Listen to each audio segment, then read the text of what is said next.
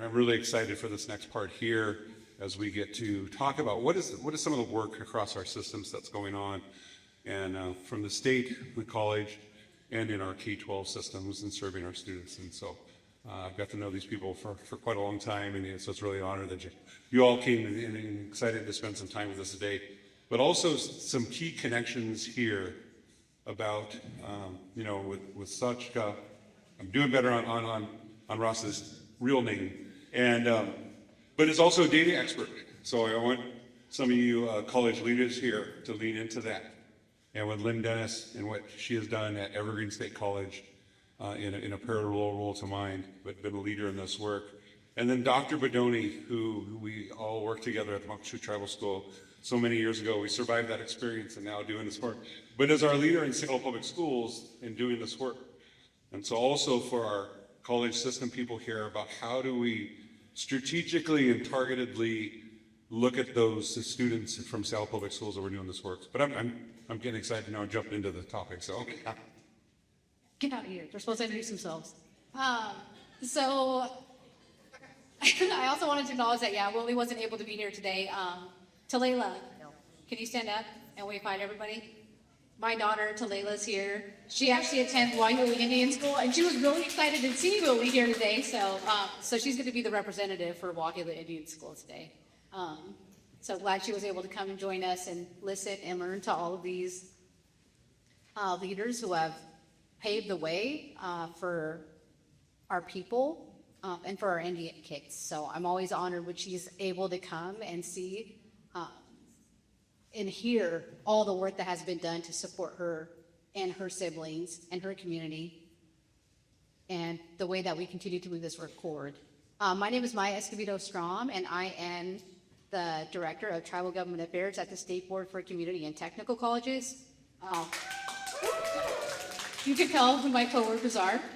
So I've been working alongside Willard to help, put on the Government to Government Summit here today, and just honored for all the work that Seattle Colleges has already done, and really have stood up and said, we care about this work and have been dedicated to it for so long. As soon as they went to the first Government to Government Summit, they immediately got back to the college and said, we've got to get to work. We need a tribal liaison. So my hands are raised to all of you for doing all this great work, and so glad to be here today with you all. I'll stop talking.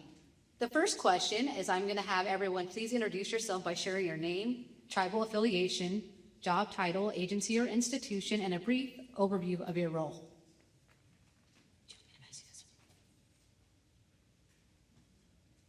Hello, check. Yeah, today I'm Georgina Bodoni. I am Navajo Nation, the Natotana Trachini Nishle, Kensachini Bashachin, Bibitwane Dashache, and Kinane Dashanella.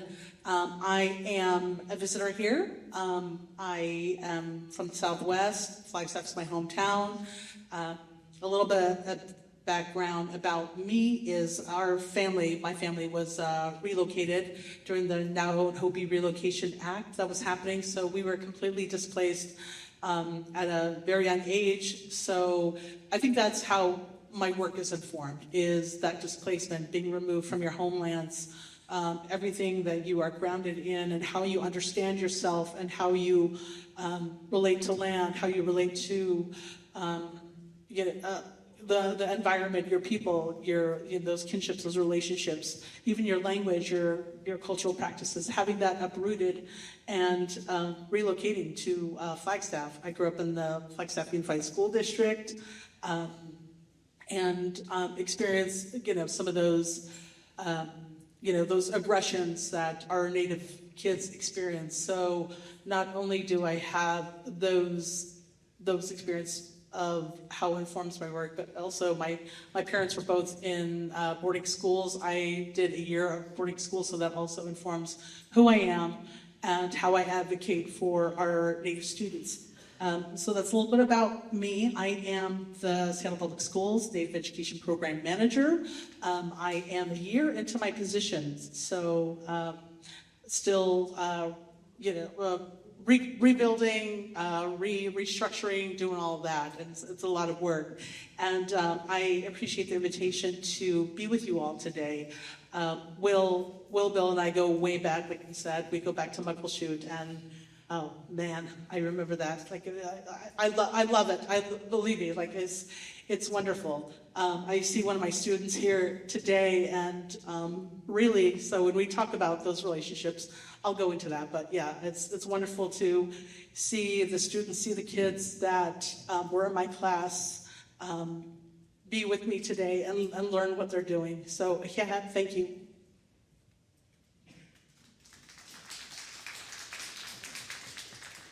Well, it's almost good afternoon. My name is Lynn Dennis. I'm a member of the Lumbee Nation up in Bellingham, Washington, and also a member of the Teltam Band of British Columbia in Telegraph Creek, BC. I serve as the tribal liaison for the Evergreen State College, and I would say that my focus is really on establishing and developing relationships with the tribes on a government-to-government basis. Our Evergreen State College President, John Carmichael, and our dean, who is Oneida, her name is Christina Ackley. She is the dean for Native Programs and Experiential Learning, and myself, we go and meet with the tribal councils in person. Now, if that isn't government-to-government relationship, you can't tell me what is. And I'm very pleased that our college president acknowledges that. And so just recently, we met with the Cowlitz Tribal Council. They are a 23-member tribal council. And we are always honored to go and meet with these councils and definitely show all of our respect. Overall, in my position, it's about establishing and building relationships with tribal organizations, other educational institutions, and you know, it's so nice to see some familiar faces in the audience, from Dr. Bill to my good friend over there, Zoe, and just so many other people. You know, it's really nice to see all of your commitments to our Native peoples. And overall, in my position, there's two areas that, an area that is very dear to my heart, and it's advocating for the Tribal Sons, which is a Native group over at the Washington Correction Center in Shelton, Washington. And it's important that we don't forget about our brothers and sisters who are incarcerated. And so that's a priority that is very significant to myself and to tribal relations at Evergreen State College. And right now, I wanted to let you know that we are working on a film, and I'm serving as a producer, and it's called Resilience Inside: The Ongoing Fight for Indigenous Religious Freedom in Washington Prisons. And this film is a behind-the-scenes account of the fight for Indigenous religious freedom in Washington state prisons, based on interviews with currently and formerly incarcerated Indigenous peoples and the elders and advocates who have fought on behalf of them since the 1960s. And on that note, I will give the microphone to Ross over here. Let's give them both a round of applause, please, folks.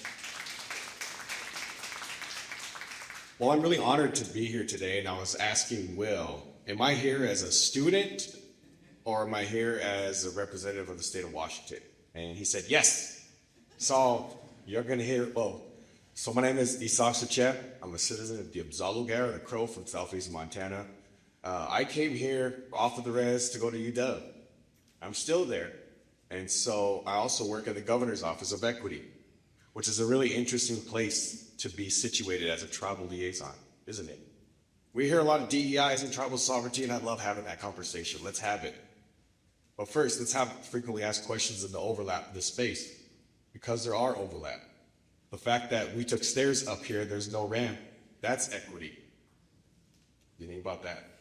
When you go into a smoke-filled casino and you have COPD, you can't breathe in there, that's overlapping with equity, tribal sovereignty, isn't it? See, though, there are those points, and there are things that our Office of Equity supports tribal sovereignty, we never supplant it. We support advocacy, we are policy supporters, we do a lot of stuff in our little office of 43. We support the entire state. We have 8.5 million bosses, just like everybody else in the state. Just like all of us out here. And my job is to make sure that the tribe, that the enterprises and the businesses and the departments are following protocol, are following what our governor's office of Indian Affairs established with tribes. We're not a director of tribal services. However, we do support a lot of stuff in there when it comes to grant writing, granting, when it comes to OMWBE, the Office of Minority Women Business Enterprise, because we want to support, we need to get more Native businesses in there. And one of those folks is our cook in the back, so let's give them a round of applause for this good food, for this good dandelion latte. And in my spare time, I'm a full-time PhD student. Exactly, right? That's my spare time. I teach undergrads, I TA, I'm a full-time student, I'm a full-time employee, I'm a full-time dad. I have 2 children, I lost my voice by coaching this weekend at AAU. So for those of you that know the AAU games and how loud they are, I'm that coach on the side listening. I'm the one that was coaches. So I want to acknowledge a few people here because it's asked about my job title, and I wouldn't have my job and I wouldn't have my position without some amazing mentors in this very room. I want to acknowledge Paulie Olson over here, Paulie Rigdon Olson, Yakima. I want to acknowledge Sarah Sense Wilson here for Unity Spanish Concert. I want to acknowledge my colleague Casey Weinkoop, who joined my office from the University of Washington team I have here. I want to acknowledge Denny Hurtado. Denny, I was in that room when House Bill 1495 went from committee to the floor. As a 23-year-old student, I didn't want to go, but my mentors made me go. And that mentor's name was Julian Arjo. He passed, and he was the one who really kept me engaged. And I want to acknowledge Dr. Denise Bill. For those of you in the room with those doctorates, you know it's Publish or Perish. She's the first one to help me publish my first writing. Right there. And that was through the University of Washington Press. The UW wasn't supporting me as a student. It had to come from community. And you're going to hear that a lot. And finally, I want to acknowledge that young person that was running around here, Kateri. If y'all don't know Kateri's story, you should learn it. She fought to change the name of a mascot of West Seattle as a high school student. You talk about perseverance, that's Kateri. Kateri came through Clear Sky Youth Council, went to college, came back, is now working in Seattle's colleges in North Seattle, which I am an alum of as well. I went to North Seattle College. I went to Big Bend Community College, and my wife went here to South Seattle College to do her med chem and is now a doctorate of pharmacy. So when I finish, I'm gonna be the third brain with a PhD, but the fact is like, that's the way it goes. So you hear about that networking and that relationship from a high school student to a now passed on an ancestor. That's how this work exists. That's how we exist in these places, right? Like, we come in here and we're speaking in this foreign language right now. The fact is, that's something that's really important to acknowledge as well. When folks are like, oh man, your name Liaison, Chad, man, it's hard to say. And I said, it is. And you know what else was hard to learn? English. It was. We didn't learn that language until I was in kindergarten, off the res. And I think that's important because we're talking about boarding school experience, we're talking about higher education experience, I'm talking about being in an equitable space as a tribal liaison. It's a lot. And so I just wanted to offer that because these convenings are so vastly important. And I just want to appreciate all you. Thank you.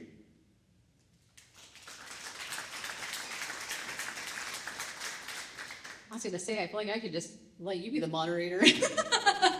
You're awesome. It is really important to acknowledge the people that are in this space, so in the room, the people that have advocated us and stood by us and I should push forward and continue, because we meet a lot of barriers and bumps and roadblocks, and it really is to the people that are in this room that have supported us and advocated us and guided us on this journey. Let's see. Question 2. Each of you works a different part of the education and policy landscape. From your perspective, what meaningful work is happening right now to strengthen relationships with tribal nations and Native communities? Okay, I'll take it. So I am returning back to the Pacific Northwest, to the Seattle area for the 5th time since 1996. I know. I bounced between the Pacific Northwest and the Southwest 5 times. Totally, I have moved 26 times. So I know you're like, what's that about? Yeah, I blame relocation. I blame displacement. So that sense of grounding, that sense of trying to find a home is really, I think, is what I'm struggling with internally. So being back again, I've always, when I return back to, I guess, my second home, is making sure that I represent and that I am able to advocate for the people of this land. That is my responsibility. That is my allyship. That is, I think, when you are a visitor of someone else's homelands, that is your responsibility. And that's the way I approach my work. That's the way I approach every day when I'm in stuck in traffic on the I-5 because of that crazy construction that's happening. Those are things that I think about. But also I think about like the students that I serve as well, and their own struggles with living in urban settings, urban communities, and their representation within their own classroom, within their own schools, within their own city. So that's the way that I think about the work, and how I strengthen it is making sure that I continue to work with our treaty tribes. We have met with Skokomish Tribal Council. We met with them last year, and we continue to, want to work with them and doing collaborative work. Same thing with Muckleshoot. Muckleshoot has a really deep space in my heart. And I love that community. I still, have working relationships with our Muckleshoot tribal colleges and our Muckleshoot tribe as well, and Muckleshoot tribal students. I love it. So I think the work that we're doing right now at Seattle Public Schools is, like I said, we're rebuilding, we're restructuring. There was a year without a program manager. So coming back and saying, okay, what pieces can I put back together? What pieces do I need my immediate attention? And the first thing that I did coming back into Seattle Public Schools and starting this program over again is working with our tribes. I want to make sure that our tribes were represented, that were heard. When we met with Skokomish, we went over there. My curriculum specialist, Shannon Brown, and I went over there, and we met with the council, and we said, what can we do for you? Not like, hey, we'd like for you to sign our documents, our Title VI documents. I don't want that to be transactional. None of the work with Title VI should be transactional. It should always be that reciprocity, that respect, and those working relationships, and those continuous relationships is what I want to maintain. So I'll pass on. Sorry. Thank you for those words. Well, in terms of evergreen and strengthening relationships with the tribal nations, thank you. I have a Price is Right model here. And this is our 2026 Tribal Leaders Training Workbook. And we just concluded our training, and it was at the Seven Cedars Casino Resort in Sequim, Washington. And we have a very beautiful cover on the workbook, and it's one of the canoe journey photos taken by Mr. Denny Hurtado, and we appreciate that. But also what I'd like to say, what is very exciting, is that I'd like to list the names of the tribes that attended. Jamestown S'Klallam, Tulalip tribes, Burns Paiute tribe, Cowlitz tribe, Lummi Nation, Muckleshoot tribe, Port Gamble S'Klallam tribe, Shoalwater Bay tribe, and Yakima Nation. And so we had tribal leaders, and Skokomish. We had 3 council members from the Skokomish tribe attend. And so this was the 4th training that we've had. And it's really about resilience, tribal governance. And it's highlighted throughout the training.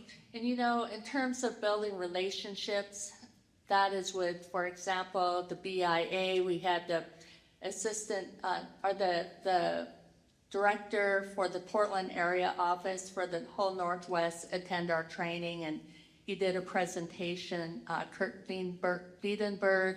We also had Corey Blankenship, the executive director for Native Finance, and he's, I believe, Cherokee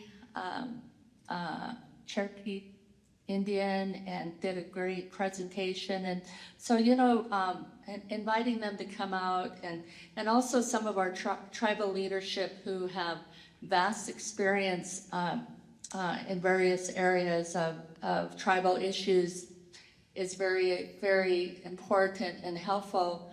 But also I would like to say that we are led by three members of a steering committee. And that's Ron Allen, chairman of the Jamestown S'Klallam tribe, Terry Gobin, she's on the Tulalip board of directors, and Chris Peters, who is chairman of the Squaxin Island tribe and also on our Evergreen State College board of trustees. And you know, because of them and because of their leadership, that's why we are able to have a great program. Something that is very valuable, not only for newly elected tribal officials, but also those who want a refresher. So we have a different program each year. But I wanted to share something with each and every one of you about a quote from each of our steering committee members.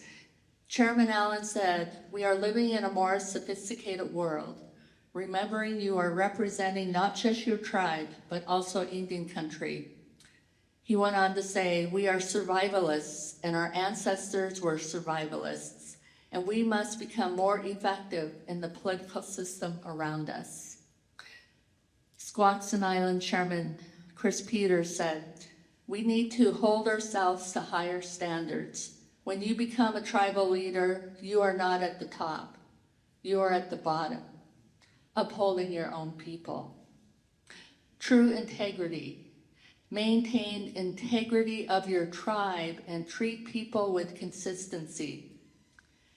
Terry Gobin of the Tulalip Tribes Board of Directors expressed the importance of networking amongst the tribes and building upon these relationships. So we also have a reception for tribal leaders and for tribal liaisons to meet and greet. And again, we had a successful reception, and maybe Ross might say a few words about that, but the training is very, very valuable for our tribal leaders, and we actually have a number of tribal leaders who registered. They're also graduates from our tribal MPA program, and so we're very proud of that. There's just one other program that I want to speak to briefly, and it's the Advanced Tribal Relations Certificate Program that we offer. And so this program that I'm about to talk about and the tribal leaders training was a result of consultation with tribes. So I think that's very important to state. But this certificate is really for tribal liaisons and other state agency employees who are who would like to know about building relationships with Washington tribes. And they learn about treaties, tribal histories, sovereignty, co-management, roles and responsibilities in the government-to-government relations. They also learn about case studies, current issues, and legal precedents. And so this is a hybrid course, and we'll be starting that on September 30th of fall quarter. But in terms of building relationships with tribes and tribal nations, these programs have been very helpful in establishing those relationships with tribes. Thank you. Yeah, I just kind of want to reiterate some of the things that you said, both of you. So when we're going to meet with tribes, not going there to seek something, right? How really can we partner with tribal communities and start with that first step of how can we best support you? And I think that it's all of our responsibility to start with that first step, right? Because it's been a lot of extraction, and a lot of times our tribes are kind of hesitant to work with our schools and different agencies, right? Because it's been that extractive one-way relationship. That's not a relationship, right? That's taking. So I just wanted to reiterate that. And then also what Lynn was sharing about having a steering committee, right? Having an advisory board. We have board of trustees, having dedicated spaces where we have a native representation from our community, right? That are native, that can advocate, offer that different perspective, and have a seat at the table is really important thing as well. I am going to go to question 3 for you, Ross. Question 3 is, many institutions speak about partnerships. What does accountability to tribal nations actually look like in practice? Wow, that's a hard question. Thank you. Thank you for going to be first on that one. Well, I would like to also pose that to our colleagues in the audience is, what does accountability to tribal nations look like in practice to you? Is it a longhouse on campus? Is it having Native faculty and staff? Is it having Native faculty, Native directors? What does accountability look like? Now, that's the question that I wanted to pose to you all. Because do you have that? Because if not, you're failing us. And that's okay. We can figure it out together. That's why we're here. I think one thing that our office does, Office of Equity, when it comes to tribal nations accountability, one thing that we do is for sure that we adhere to RCW 43.376, which Tim had talked about. I report directly to a director. If you go and look, not all of the departments function that way, even though it's the law. So, are you adhering to law? Are you adhering to tribal data sovereignty? I'll talk about that a little bit because my PhD, my master's, I have a few, are in tribal data sovereignty. We can discuss that all day, maybe more around question 4. But that's one thing our office does, is when I got hired, I said, we're going to follow this law because we have been screaming about it. I used to be the UW's tribal liaison as well. So before I came to the Office of Equity, I was UW's very first tribal liaison. And in fact, I was the first director of Waffle. We built the Longhouse. We started with a $110,000 investment and we raised $6.1 million. And before I left, we raised another $6 million for phase 2. And so that's an investment in our community, right? Maybe not just one person or one office, but like an entire community with directors, faculty, staff, because a lot of times, who's holding it up? Staff. Who's the one doing the planning? Who's the one doing the calendaring? It's the staff. And so that's what we want to look like is to be accountable to a tribal nation. That's what it looks like. Have us present, have us visible. It's okay. And I know a lot of folks want to push back because of Initiative 200, which passed in 1998. Well, the fact is we're not an ethnic minority, right? My treaty is from 1825. The treaties here, 1854, 1855, and those who don't have treaties also had executive orders like in 1879. The fact is the state of Washington didn't exist until when? 1889. Our treaties were midlife crisis by the time the state of Washington existed. Mine was retired. And I think that's a good reminder too.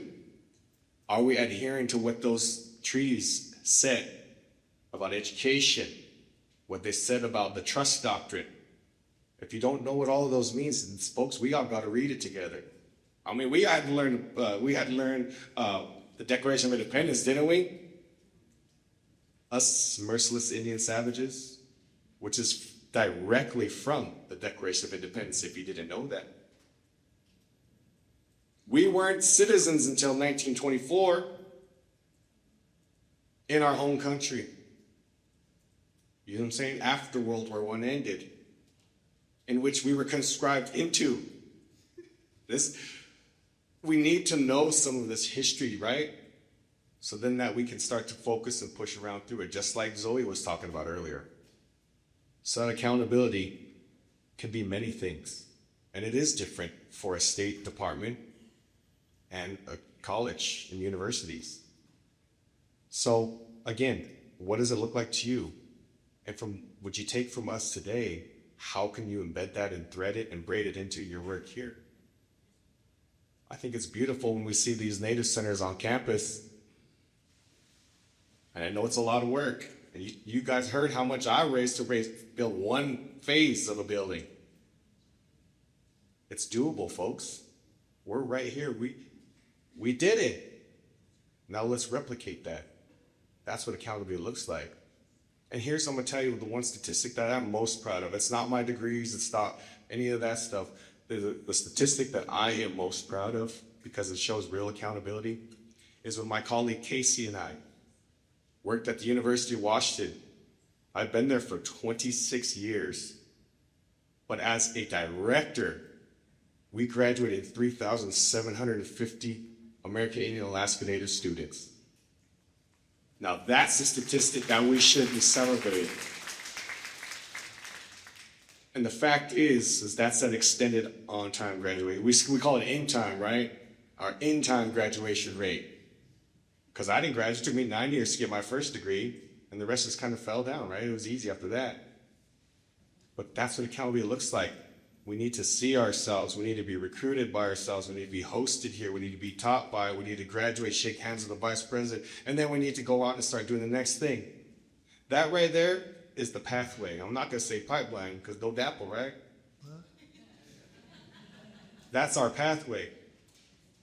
And that's how we succeed, and that's how we remain accountable to tribal nations, including those of us who have been displaced to the Northwest, either by choice or by decree. Thank you.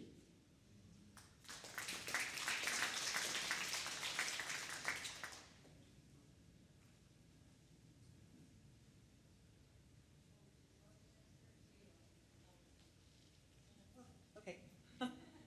All right, question 3. Okay. Accountability to tribal nations. Working in a school district that is got a westernized framework, and being Navajo and having these other native frameworks at works is always, it's not a conflict, because I operate from who I am and my traditional knowledge and my foundational beliefs. So in the work that I do in that relationship building is, I don't see it as, like I said, transactional, but I also see it as going the distance. Like I see it like, not just, hey, while I'm here or while I'm in this position, this is what we're gonna do and what that looks like. And I think someone had said it earlier before, that you want to create systems that is going to last, the longevity of it. So however long I'm in this position, that is my goal, that the next person will be able to have that and maybe maintain that. And a lot of that is because I was at the tribal school, and those relationships that I maintained there and continue to be be in contact with students, with also the community and tribal leaders. That's where that comes from, is you have to maintain that. It just cannot just be for right now, just because you need to have documentation signed, or you need to have this representation of, land acknowledgements or whatever, whatever's hot right now. And, no, it needs to be longer than that. So let me see what else. I was jotting this down of how we are trying to maintain those relationships. Is showing up, is continuing to show up.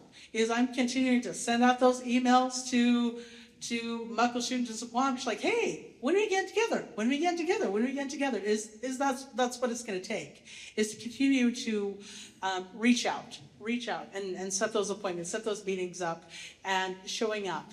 And a lot of some of the work that we're also doing is with the JMLSTI curriculum, is that we are piloting that curriculum within our schools. Our curriculum specialist is working, with one of our elementary students one-on-one, and doing the training, like in-depth training, not just the modules that are available, like in depth, and also bringing in tribal elder Barbara Lawrence in to directly hear those stories and get it directly from a tribal member. That is the way it should be. That is what we should be doing in our institutions, our K through 12, or even higher ed institutions, is making sure that that's what that meaningful, intentional knowledge looks like, and the passing of that education, because that is really the heart of it.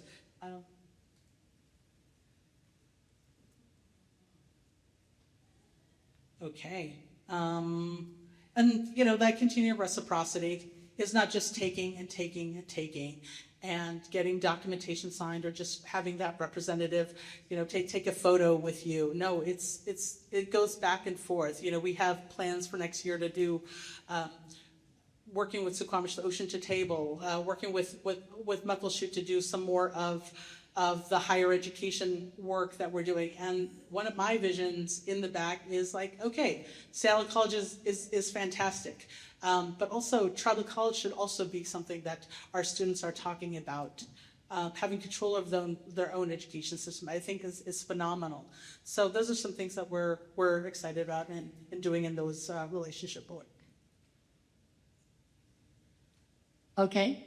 I was going to read you question number 4. Okay, that's okay. So question 4 is, how can state and public education systems honor tribal sovereignty while still working collaboratively across the system?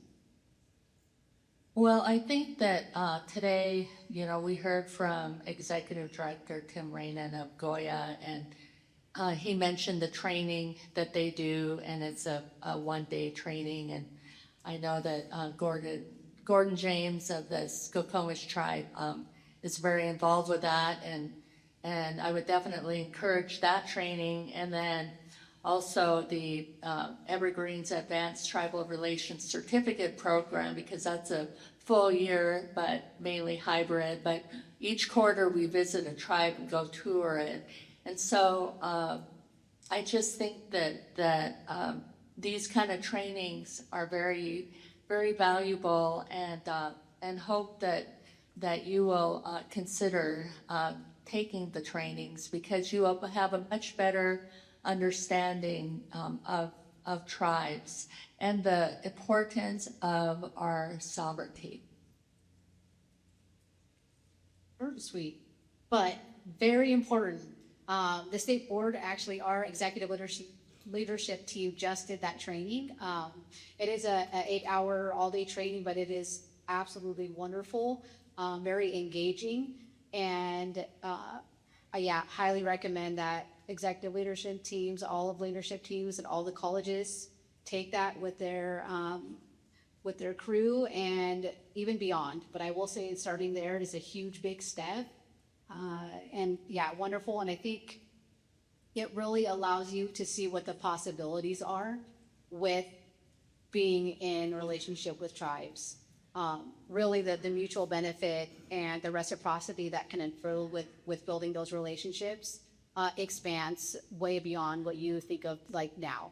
So I highly recommend doing that training. So I just wanted to kind of do another little plug. Ross? Absolutely. I've taken it twice.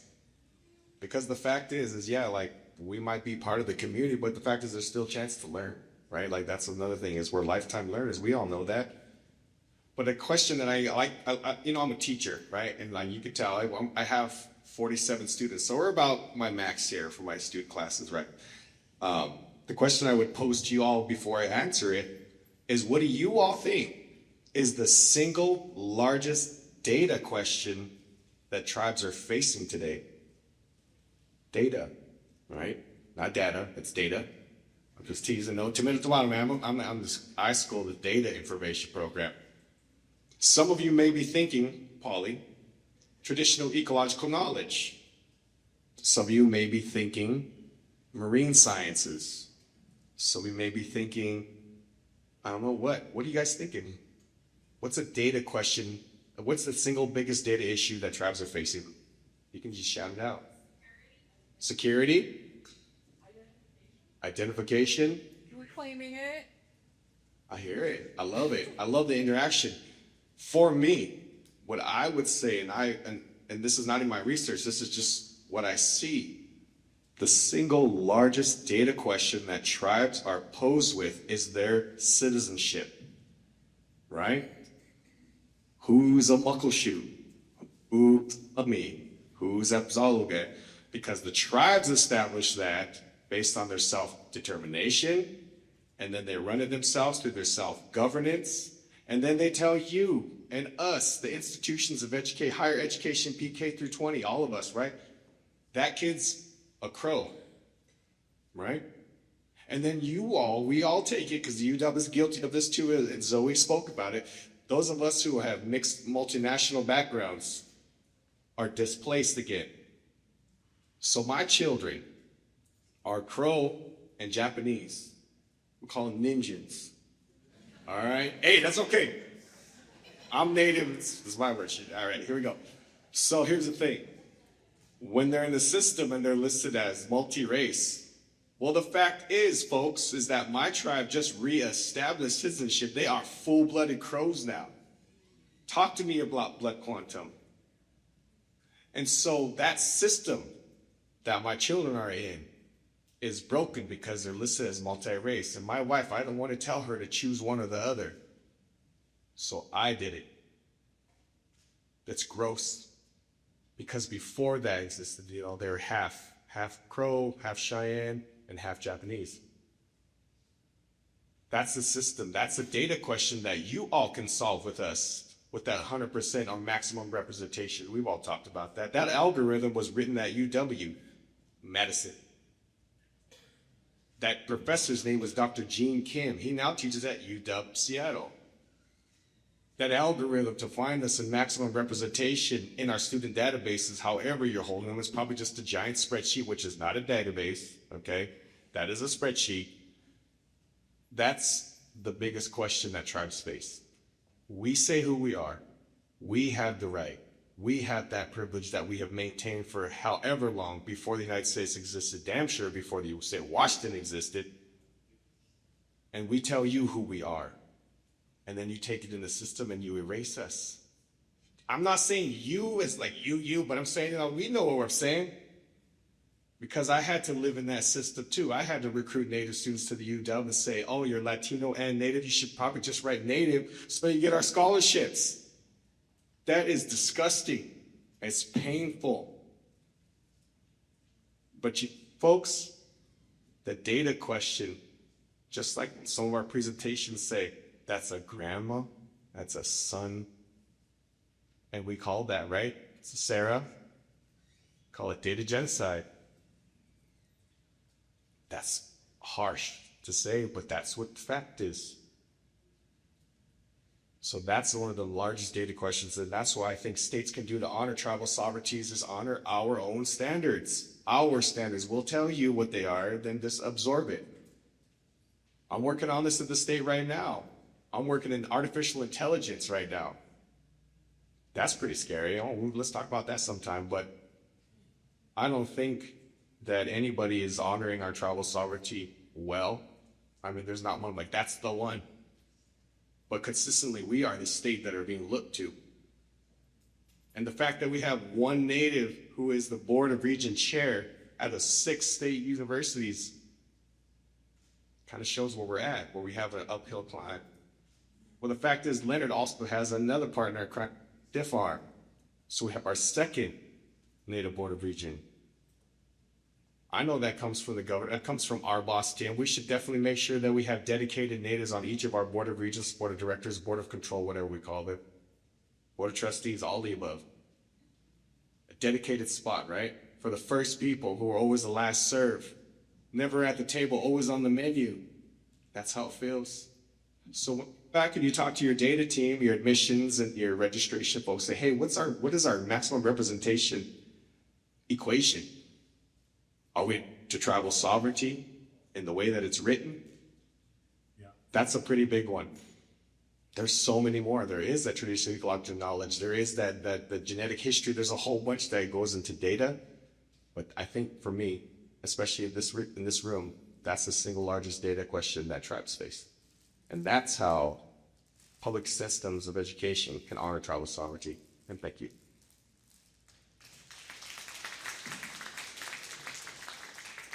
Right, I'm gonna read question number 5 to Dr. Bondi. What role do Native leadership and Indigenous ways of knowing play in transforming our education systems?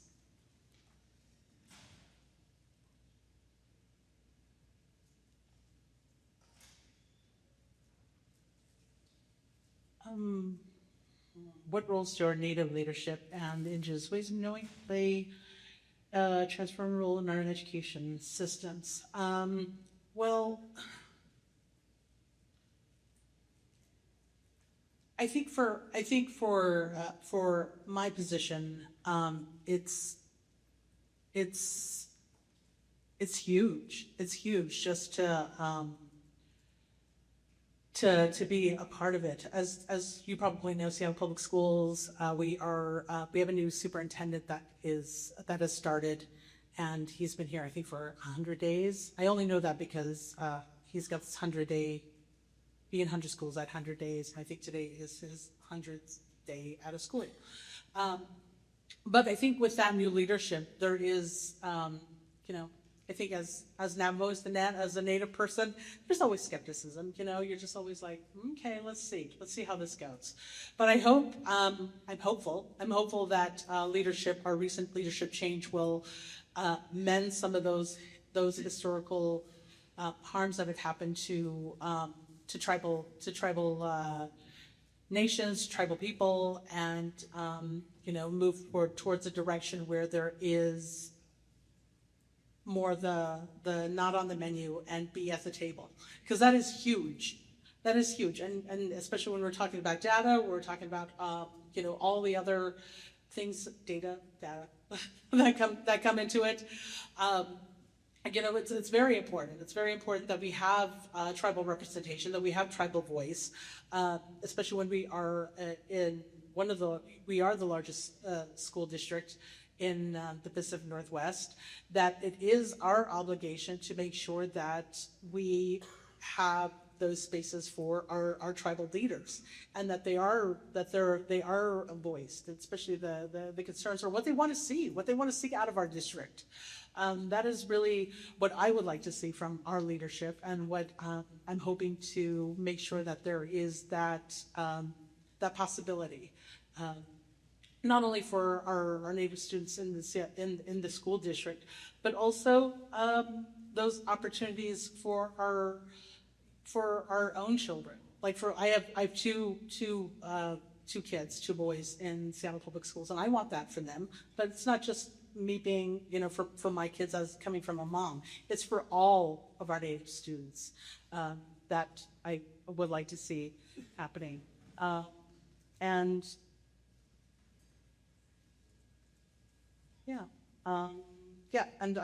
some of the things I can't even read my own handwriting because I'm not used to writing in purple. So yeah, like, what does that mean? So what am I getting there? Yeah. So and even though we are a large district and we are a small team, we all put in our efforts and making sure that we try to layer and try to reach out as much as we can. A lot of it has to do with, the curriculum work that we do, through the support services that we try to do, through some of the programming that we do. Again, so we would like to do that in partnership with our tribes to make sure that they are also getting what they need from us, because I see us as being that vessel to make sure that that is continuing to grow and continue to go on. Thank you.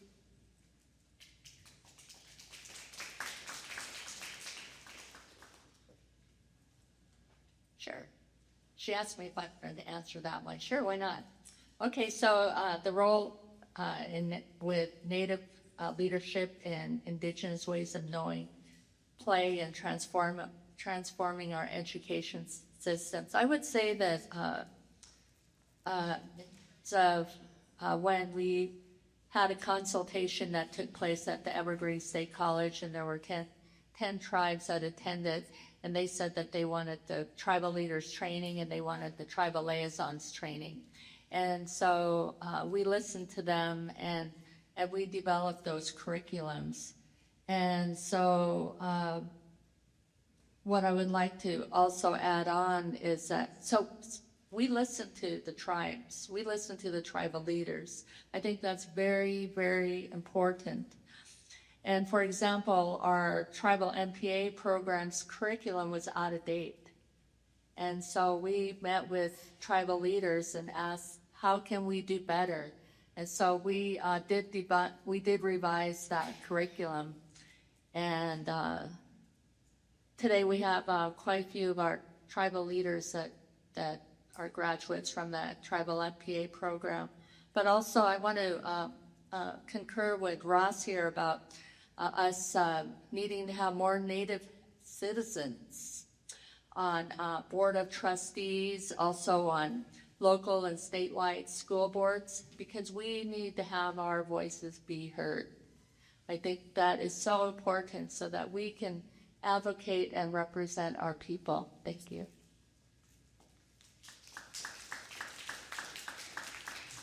All right, question 6.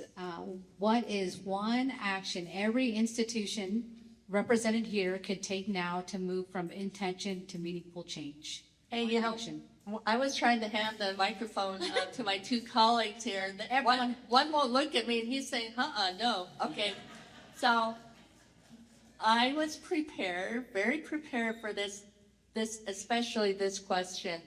And what I think could be very significant is to have MOA agreements for direct admissions at community colleges and 4-year colleges. That would send a clear message in terms of supporting our Native people. I know that we at Evergreen, I know that we have a MOA with Chief Leshai School, but I think that we can do better. And I think that, with all the collective partnerships, I mean, just being here today is important. Yes. Denny Hurtado told me once before, 90% is just showing up.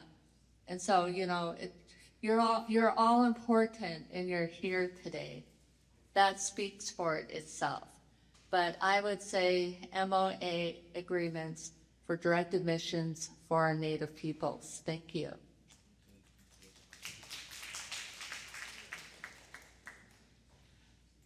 I think for me, what I would like to see from our leadership from SPS is we talk about action. I want action. I want accountability. I want I want them to take it from me. Like, I don't need to tell leadership or whomever, hey, this is important because you're on native land, blah blah blah. I mean, we could do that, but really, some intentional actions is what I expect. Some of that accountability. And yeah, I mean, I could go ahead and go on about, treaties and educational history, all of that.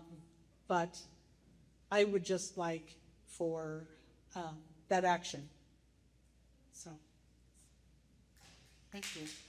Rock, I'm gonna let you answer, and I'm gonna walk around to get ready for anyone to ask some questions in the audience for you all. I'll keep it brief. Money. There it is. You know, we need to have a bigger tribal relations staff throughout the Seattle colleges. We need more than just 2 and 3 folks. Look at what this team of 3 put together for us today. Just give a round of applause. I think that's a major step.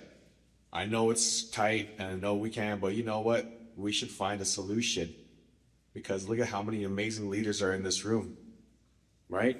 I think that's one action is to find financial support to expand the tribal relations team. And Will Bill did not prompt me on this, just so everybody knows. This is just me seeing and knowing what it's like to come up in higher education and tribal relations, especially. So that support for cash, like let's grow the squad, let's get them bigger, let's make sure we have more representation. Let's also create a more comprehensive gift giving policy. You know, the fact is, like you see them handing out gifts, like at the state, well, can't do that. So I think that's important that you all are seeing the cultural practice occur in front of you. And I think that's another way that we have those comprehensive plans. The rest you're all able to do, the data stuff, you got that. Faculty, staff, you got it. But that's the main one. Thank you. Thank you. And I do want to say that, hiring a tribal liaison, having and hosting a government-to-government summit, those are all actionable items, right, and steps. So we see the good work is happening now, but no need to stop now. Let's keep on pushing forward. Does anybody have any questions for our panelists? We have a mic runner. So, on 2. Efectivigua, Winnishashpatu. I'm a member of the Kanipariden Tribes, Warren Springs. I hate to be one of the first. Oh, I'm sorry. I don't know how to do this. Oh, okay. I'm I am the first woman to get an advanced degree from my tribe, and I have a big problem with that.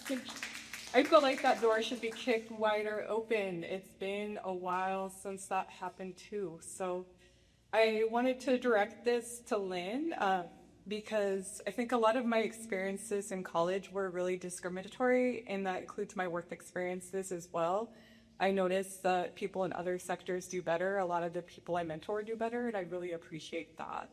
But I wanted to get your perspective, Lane, because I really love the campus that you're working at, on the ways that you help students that are less experienced with academia, or a lot of these things are new to them. And because I feel like you've been a person that builds the people around you in a really authentic way. So yeah, I just wanted to hear a little bit more about how you bring that to the campus. Well, I always believe in collaboration. And so we have, different programs such as the Native Pathways programs. We have the Tribal MPA program. We have the Tribal Relations Certificate, Advanced Tribal Relations Certificate program, our general programs at Evergreen State College.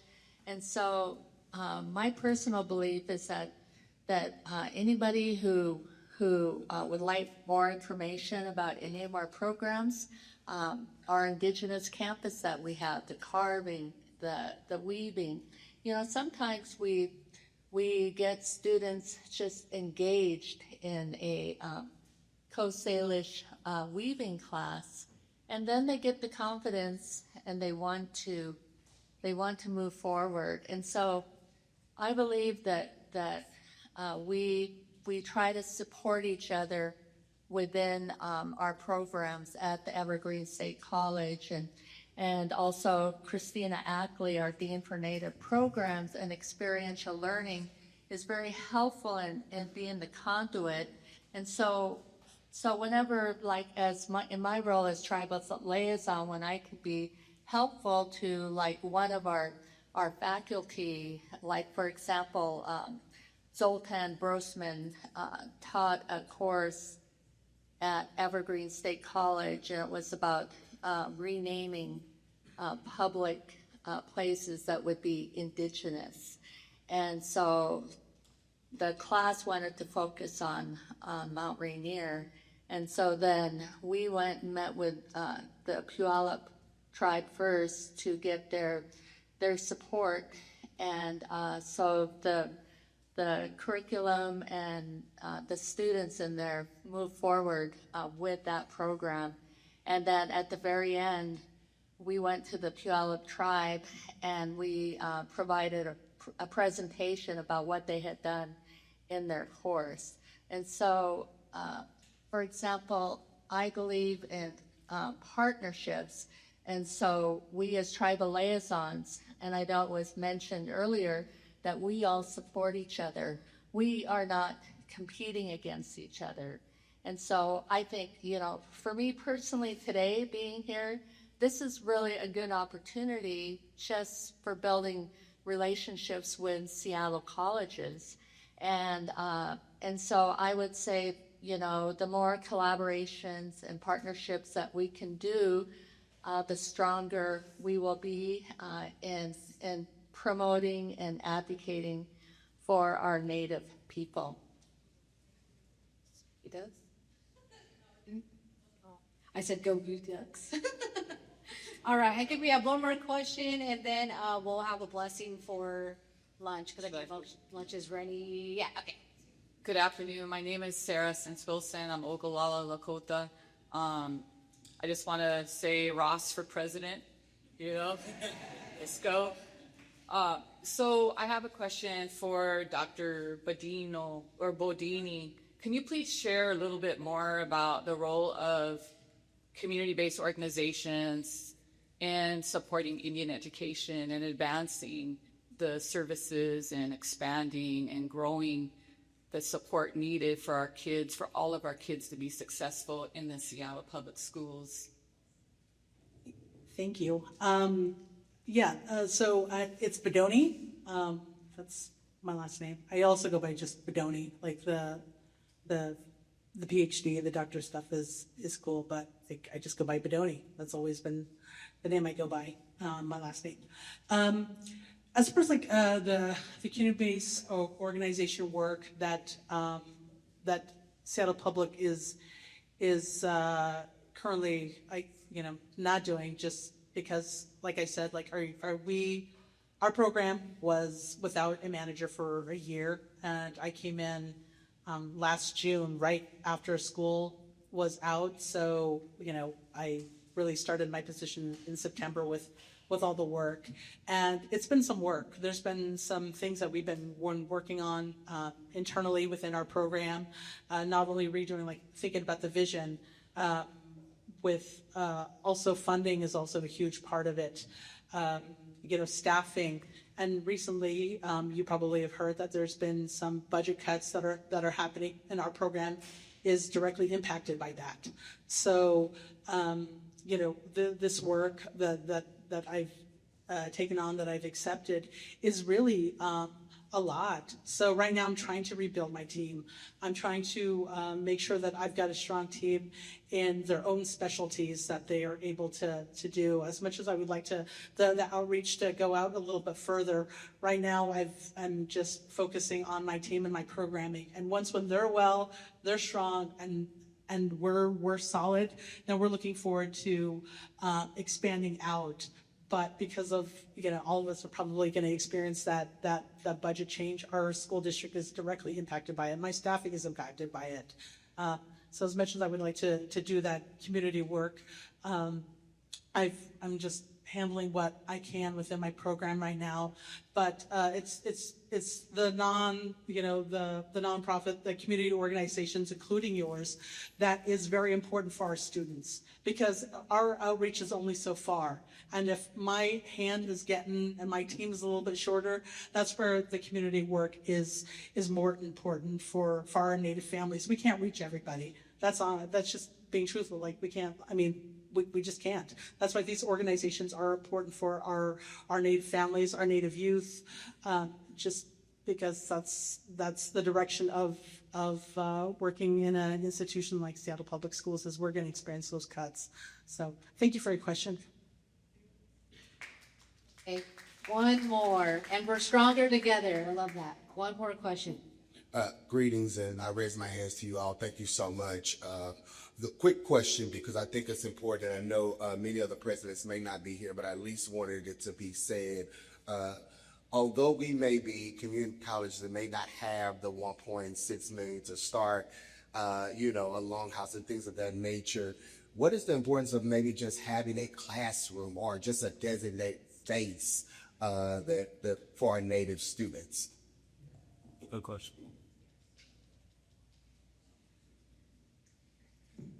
Yes.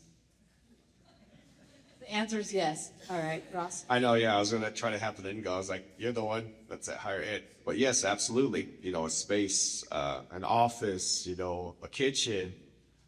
That's one thing that we saw as a solution, especially as pertains to food insecurities. Like, where can our students go to get some grub? So at the Longhouse, going back to our experience there, we had just a giant deep freeze. So we put what we could in there. We asked tribes to donate, and so they gave what they could, but we also had our own garden. And actually, it still exists right now. We had a garden. And so that's part of the thing, too, is yeah, we need space in here, but we also need to be away from these things. We need to be in the dirt. We need to be on the river or on the water, that experience. We know there's Western science that says because it increases your experience away from a screen, because then you're getting all those mycorrhiza on you, the bacteria, you're in it. That's something that's really important too. So not just a inside space, but some outside space too. Absolutely. It's, there's some spots that, I did the thing over at the gravel pit, so I know there's some space around here, there's some spaces that we can make.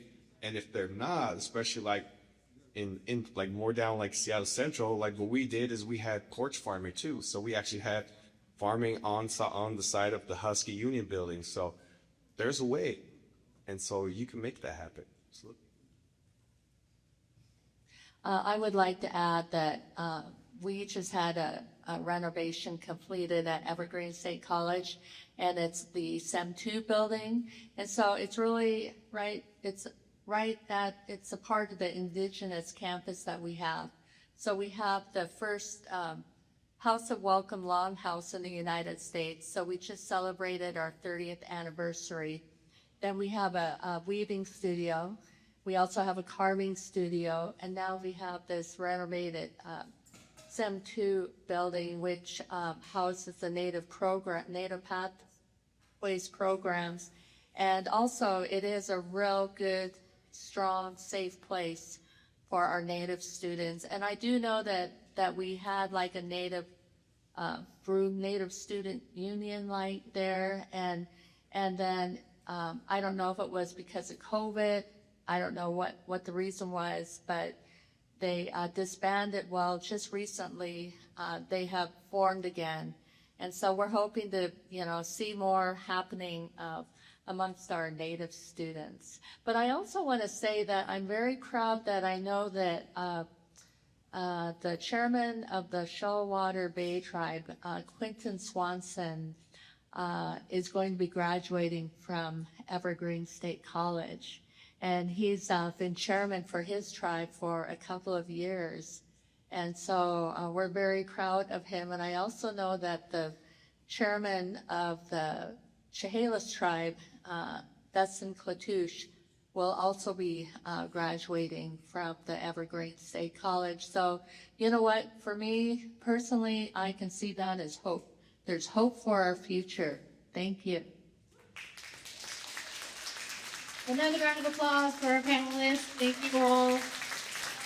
If you have questions, definitely grab them during lunch and ask them. And I'm going to bring up Willard. Yeah, I guess we're going to get ready for lunch. I'm going to have Willard come up with the Black River Canoe and bless the food for us. And then when we break for lunch, don't forget elders first.